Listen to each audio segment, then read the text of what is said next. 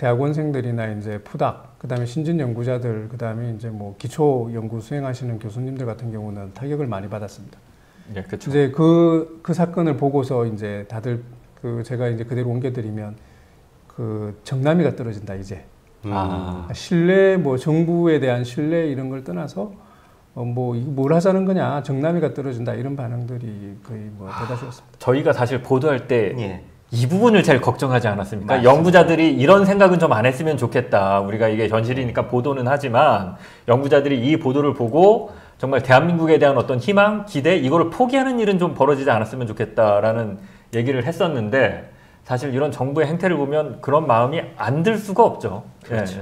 윤석열 정부 같은 경우는 이제 R&D 카르텔을 이제 잡겠다고 예산을 삭감하고 그리고 다시 배분하는 과정을 거쳤는데, 배분하면서 지금 올해 예산, 내년도 예산과 따져봤을 때 뭐 충분히 다 복원이 됐다라고 이렇게 정부에서는 발표를 하고 있지만 사실 그렇지 않죠. 말씀하신 대로 한번 연구 예산이 끊기면 중단이 되면 이 연구가 어떻게 되는 건가요? 맞습니다.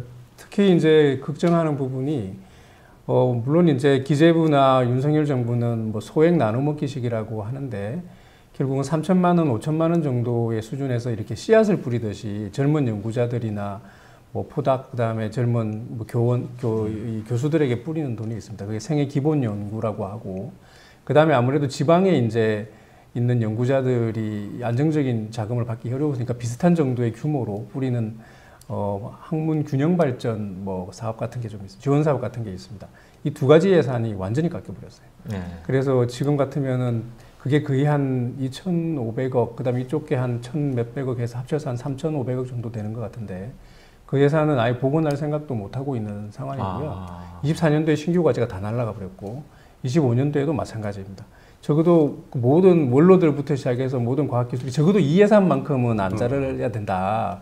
이게 어떻게 보면은 여기서부터 시작되는 거고, 일본도 마찬가지로 이런 예산들을 통해서 젊은 연구자들이 좀 안정적으로 그나마 하면서 커나갈 수 있도록 트랙이 있는 거거든요. 생애 기본 연구, 신진, 중견, 맞습니다. 리더 이렇게 나가는 것들인데 그걸 이제 잘라버린 게 가장 크죠. 그런 상황에서 이제 이런 일이 벌어지니 이제 황당해하는 거죠.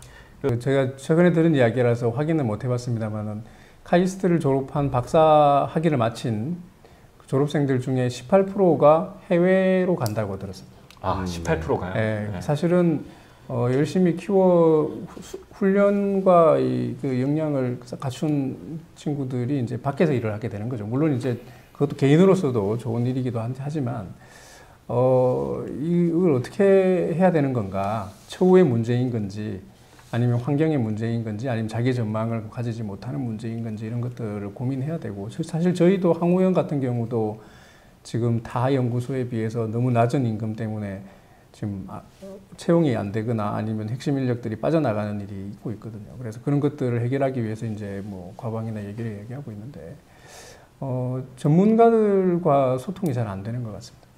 일단 정부가 뭐 저희가 30% 정도 뭐 못 되는 R&D 예산을 전체 R&D 예산, 국가 전체 R&D 예산에서 정부 예산으로 들어가고 있긴 하지만 사실 정부 예산이 다 기업 예산들도, 기업의 추세들도 반영하는 거기 때문에, 그래서 거기에 대한 이제 고민들 이제 해야 될 때가 됐고, 그 다음에 이제 또 한 가지는 아까 기자님이 뭐 정보 공개 이야기 하셨는데, 이 R&D 예산 같은 경우는 사실은 잘했는지 안 했는지를 알지 못하는 경우가 많이 있기 때문에 이제는 정말 그 예산을 가지고서 제대로 평가를 할 수 있기 위해서라도 뭐 물론 이게 R&D하고 직접 관련은 없겠지만 이 예산 법률주의라고 하는 어떤 장단점 논의가 많이 됐지만 예산 법률주의를 이제 도입할 때가 됐다. 그래서 관료들이나 예산을 쓰는 사람들은 목표, 예산 집행의 목표, 과정, 절차 이런 것까지도 공개하고 신경 써서 해야 되는 그런 체제로 가야 되는 거 아니냐. 선진국은 일본 말고는 다 법률주의를 채택하고 있다고 저는 알고 있습니다. 이번에 특히나 이 윤석열 정부가 R&D 예산을 삭감하고 예산을 막 이렇게 흔들어 가는 과정에서 오히려 그게 더 명확해진 게 아닌가라고 생각하고 있습니다. 그렇죠.